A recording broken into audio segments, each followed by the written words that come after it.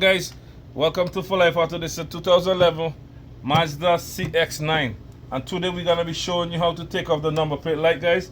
And this is the bulb we're gonna be taking out to put in if you wanna pause the video. And this is the bulb for the tail light, pretty standard bulb. And guys, this I take off one already, so I can be showing you with this one demonstrating. So you have two little tabs inside here, guys, and you gotta pry this.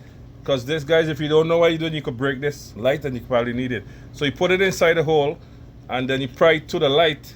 That will bring the piece up there a little bit open. It will bend a little plastic. So guys, this is better. You prise it like this and put this in the back.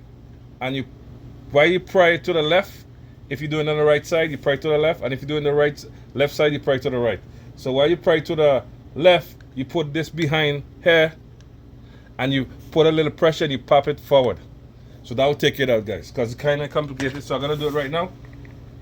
Put it to the back, pry it to the left, and snap it out, just like that.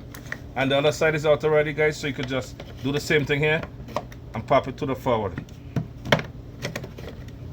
Or you could just shake it out, and it comes right out just like that, guys. And we're going to take out the bulb. Take your time, use a little screwdriver, but make sure don't use the screwdriver while the light is on so the bulb popped out, because that's what it's doing. It's supposed to be coming out. So, oops. So guys, and make sure test your bulb first, guys. These bulbs are very durable. So we're gonna put it in like this, flat, like that, and yeah, guys, that's how it goes in. So guys, if you're new to my channel, guys, please consider subscribing. This is how you do it, and then you just clip on back the lights. You could clean them while you're at it, in and out, and then you clip it back on, reverse procedure.